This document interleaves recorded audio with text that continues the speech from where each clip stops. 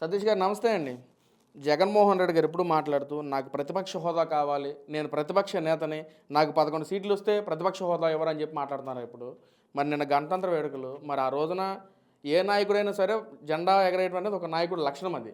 మరి జగన్మోహన్ రెడ్డి గారు మరి జెండా వందనం చేశారా గణతంత్ర జ వేడుకల రోజున? జనవరి 26 గణతంత్ర దినోత్సవాన్ని, రిపబ్లిక్ డే జరపడం అనేది ఒక రాజకీయ నాయకులుగా కాదు, భారతీయ పౌరుడిగా ప్రతి ఒక్కడి హక్కు అది. ఆ హక్కుని అందరూ గరుపుకోవాలి, గర్వంగా జరుపుకోవాలి. అది అనేది ప్రతి రాజ్యాంగం కల్పించిన రాజ్యాంగంలో ఉండే కాన్స్టిట్యూషనల్ బైలాలో ఉంటుంది. కానీ ఏమాత్రం కూడా అర్హత లేని వ్యక్తి జగన్మోహన్ రెడ్డి. ఒక మనిషిగా ఏమాత్రం విలువలు లేని వ్యక్తి ఎవరైనా ఉన్నారనంటే ఆ వ్యక్తి జగన్మోహన్ రెడ్డి. అటువంటి వాడు పార్టీ పెట్టడం, పార్టీలో ఉండడం, అందులో ఆంధ్రప్రదేశ్ అవ్వటం, అందులో తెలుగోడు అవ్వటం మన దౌర్భాగ్యం, మన దరిద్రం, మన దురదృష్టకరం. సింపుల్గా చెప్పాలండి. ఎందుకు మాట్లాడుతున్నానంటేనండి, నాకు ప్రతిపక్ష హోదా కావాలని చెప్పేసి అని అన్నాడు. ప్రతిపక్ష హోదా ఎలా కావాలన్నాడు? రాజ్యాంగం ఉంది, ఒక బైలా ఉంది, కాన్స్టిట్యూషన్ ఉంది, కాన్స్టిట్యూషన్ ప్రకారం నాకు హక్కు ఉంది కాబట్టి నాకు ప్రతిపక్ష హోదా ఇవ్వండి అని అన్నాడు.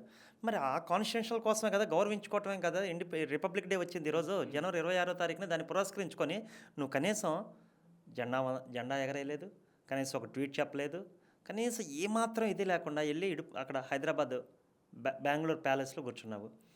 ఇంక ఏం మాట్లాడాలని దాని గురించి? ఒక మనుషులన్నా, వ్యవస్థలన్నా, దేవుడన్నా, పార్టీ అన్నా, రాజకీయ నాయకులన్నా, కుటుంబం అన్నా, ఆడవాళ్ళన్నా ఏమాత్రం విలువ గౌరవం లేని వ్యక్తి ఎవడన్నా ఉన్నాడు అని అంటే భూమి మీద జగన్మోహన్ రెడ్డి. అలాంటి జగన్మోహన్ రెడ్డి కోసం ఈ సోకాల్డ్ ఫ్యాన్స్ అంతా కూడా చొక్కాలు చించుకొని, గుడ్డలు చించుకొని రోడ్ల మీదకి వచ్చేసి బర్రా బర్రా రప్ప రప్ప అని తిరుగుతున్నారు. ఏం చెప్పమంటారండి ఇంకా? ఇలాంటి వ్యక్తి నిజంగా రాజకీయాల్లో ఉంటే దౌర్భాగ్యం, దురదృష్టకరం కాదా? ఎంత ఎంత దారుణం అంటే, ఇప్పుడే కాదండి, పోయిన సంవత్సరం వచ్చిన ఆగస్ట్ 15th కూడా జరుపుకోలేదు ఆయన. ఇంకొకటి, ఏ ఏ ఏ స్వతంత్ర సమరయోధుల్ని, ఏ పెద్ద మహనీయుల్ని, ఫ్రీడమ్ ఫైటర్స్ని, అంటే రాష్ట్రానికి వన్నీ తెచ్చిన నాయకుల్ని సంస్కరించుకోవటం అనేది జగన్మోహన్ రెడ్డి చరిత్రలో లేదండి. ఎక్కడ కూడా ఎవరిని గౌరవించుకునే సంస్కృతి లేదా. ఆయనే అందరికీ గౌరవించబడాలా, ఆయనే అందరికీ ఆయనకే అందరూ నమస్కారం పెట్టాలా. Is the living the God, నేనే గొప్ప దేవుణ్ణి, అంటే ప్రజలు సృష్టించిన దేవుణ్ణి అని చెప్పేసి ఆయన ఫీల్ అవుతూ ఉంటాడు. ఎంత దారుణం అంటేనండి, నీకు అసలు ఎందుకు రాలేదు ఆ రోజు నువ్వు? జనవరి 26 తారీఖు నీకేం పని ఉందని? నీలాంటి బిజీగా ఉంటాడనే కదా అన్నిటికీ హాలిడేస్ చేసి పని చేయించుకోమని చెప్పారు. నువ్వేం చేసావు? పోయి బెంగళూరు ఐఎల్ఎంక్లో కూర్చొని మీ చెల్లితో మంతనాలు జరుపుతా, ప్యాచ్లు ఎలా చేసుకోవాలి ఇద్దరు అని చెప్పేసి మళ్ళీ జరుగుతుంది. ఇది నిజం అండి. నీకు మీ చెల్లి గత 4 నెలల నుంచి మీడియాలోకి కూడా రాలేదు. ఆ రోజు జరిగిన మీటింగ్ కారణం యొక్క ముఖ్య ఉద్దేశం అది. రేపు వస్తే బయటికి ఈరోజు రాకపోవచ్చు, ఇంకో 4 రోజులు, ఇంకొక 5 నెలలు, 6 నెలలు, సంవత్సరం, ఏదో రోజు బయటకు వచ్చొద్దు కదా. మీ పంపకాలన్నీ అయిపోతే, అంటే మీ పంపకాలకి అక్కడ ఏదో పెద్ద మనుషులు వస్తున్నారు బెంగళూరు నుంచి, పెద్ద పెద్ద లాయర్లు వస్తున్నారు కాబట్టి ఆ 3 రోజులు ఆ తతంగం కాబట్టి పోయి బెంగళూరులో కూర్చున్నావు నువ్వు. ఇది నిజం కాదా? అంటే నీకు రాజ్యాంగం మీద గౌరవం లేదు. ఎంతసేటికి డబ్బు ఇదేంటి? వ్యవస్థలను వాడుకున్నావు, దేవుణ్ణి వాడుకున్నావు, మనుషులను వాడుకున్నావు, కుటుంబాన్ని వాడుకున్నావు. అనకూడదు, సారీ టు సే దిస్, ఎర్రి ప్రజలను వాడుకున్నావు, ఎర్రి వెంగళప్పలను చేసావు, ఎర్రి పుష్పాలను చేసావు. జగన్మోహన్ రెడ్డి ఎప్పుడు మాట్లాడినా నాకు రాజకీయం పట్ల గౌరవం ఉంది, నాకు అంబేద్కర్ గారు రాసిన రాజ్యాంగం పట్ల గౌరవం ఉందని చెప్పి మాట్లాడుతున్నారు. మరి అదేవిధంగా రాజ్యాంగం పట్ల గౌరవం ఉన్న వ్యక్తి అయితే ఎవరైతే ప్రతి సామాన్య వ్యక్తికి రిపబ్లిక్ డే రోజున కానీ స్వతంత్ర దినోత్సవ రోజున కానీ జెండా ఎగరేస్తారని చెప్పి ఒక ఇది ఉంది. మరి ఏదైతే నా గణతంత్ర వేడుకల్లో కూడా జగన్మోహన్ రెడ్డి గారు జెండా వందరం వేయకుండా ఒక ట్వీట్ చేయకుండా మీరే చెప్తా ఉన్నారు అసలు ఏమీ చేయలేదని చెప్పి. ఏంటి అసలు ఎలాంటి గౌరవం అనుకోవచ్చు జగన్మోహన్ రెడ్డికి? యాక్చువల్గా గణతంత్ర వేడుకల్ని అంతా ప్రిపేర్ అయిపోయి కారు ఎక్కుదాం అనుకున్నాడు. ఎక్కే టైంకి స్క్రిప్ట్ రాలేదు. ఆ రోజు రావాల్సిన స్పీచ్ ఏదైతే ఉందో ఆ రాసేవాళ్ళు రాయడం మర్చిపోయారు. దానివల్ల అప్పటికప్పుడు వెనక్కి తగ్గాడు తప్ప ఇంకోటి ఏం కాదు. దయచేసి మీరందరూ కూడా సోషల్ మీడియా వేదికగా నేను రిక్వెస్ట్ చేస్తున్నాను, జగన్మోహన్ రెడ్డిని ఎవరు తప్పు పట్టద్దండి. ఆ గణతంత్ర వేడుకలకు వెళ్ళాల్సిన ముందు రావాల్సిన స్క్రిప్ట్ రాలేదు. మళ్ళీ ఏం మాట్లాడతాడో తెలియక, ఎందుకంటే లాస్ట్ టైం ఒకసారి గణతంత్ర వేడుకలు మాట్లాడడానికే 2 గంటల స్పీచ్ ప్రిపేర్ అయితేనే కూడా చాలా తప్పులు తడగ్గా మాట్లాడాడు.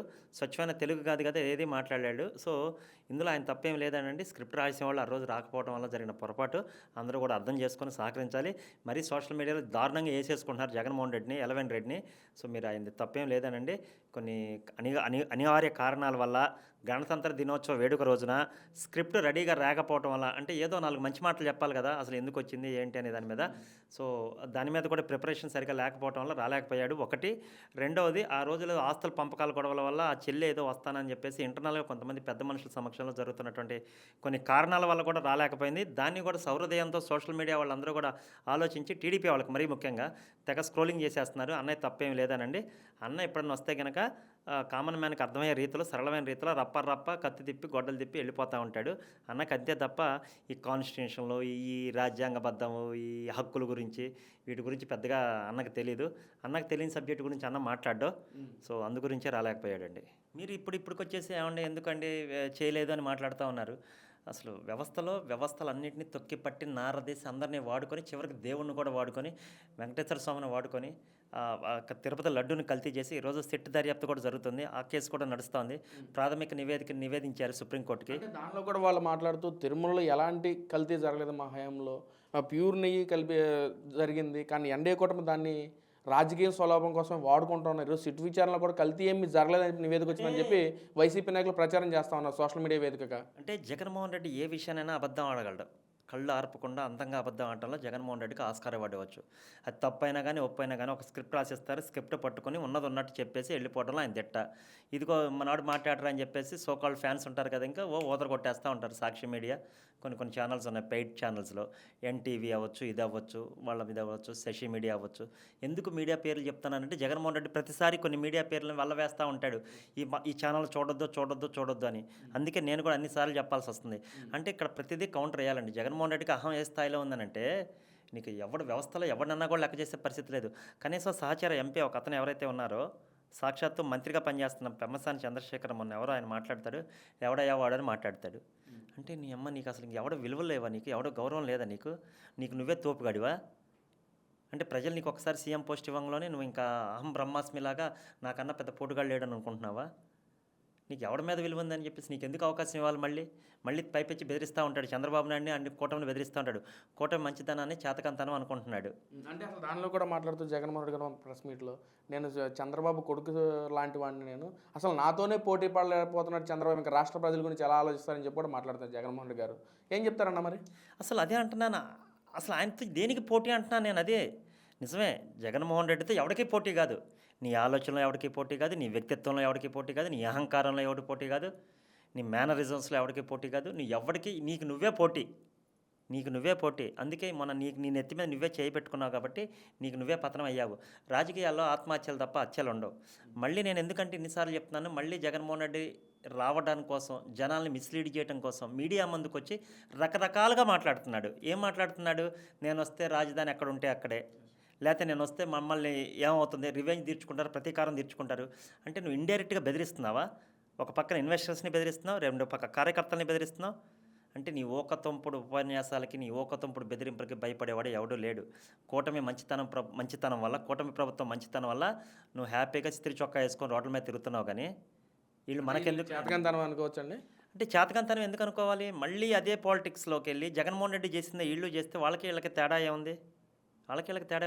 బట్ 100% ఈరోజు కూటమిలో నాయకులు కానీ, జనసేన వాళ్ళు కానీ అందరూ కోరుకునేది ఒకటే, చట్టపరంగా ఏదైతే శిక్షించాల్సిందో దాని ప్రకారంగా శిక్షించట్లేదు అనేది చెప్తా ఉన్నారు. డెఫినెట్గా నేను కూడా అప్పీల్ చేస్తున్నాను. ఏదైతే చట్టపరంగా ఉందో ఒకటే సార్, కూటమి ప్రభుత్వ నాయకులకు కానీ, చంద్రబాబు గారు కానీ, లోకేష్ గారిని రిక్వెస్ట్ చేస్తుంది ఏంటంటే, సార్ మనం ఎదుటివాడిని మనం అరెస్ట్ చేయమని, లేకపోతే కొట్టమనో చంపమనో చెప్పట్ల. చట్టం ఏం పని చేస్తే చేయండి. ఎందుకంటే చాలా కేసులు ఇంప్లీడ్ అయి ఉన్నాడు ఇప్పటికే. అయినా సరే ఒక కేసు కూడా ముందుకెళ్ళట్లేదు. ఇలాంటి వ్యక్తిని రోడ్డు మీదకి వదిలేస్తే చాలా ప్రమాదకరం. సో రేపు పొద్దున మనం ఎంత వ్యవసాయం చేసినా కలుపు తీయకుండా, కలుపు అనేది కింద మళ్ళీ కుళ్ళిపోతూనే ఉంటుంది. జగన్మోహన్ రెడ్డి అట్లా అంటాడు. ఇలాంటి వ్యక్తి ఎక్కడికైనా సరే, రాజకీయాల్లోనే కాదు, మన సమాజానికి కూడా ప్రమాదకరం. ఎందుకంటే మన వ్యవస్థని మన రాజ్యాంగాన్ని మనం గౌరవించుకోలేని వ్యక్తి ఉంటే ఎంత, లేకపోతే ఎంత.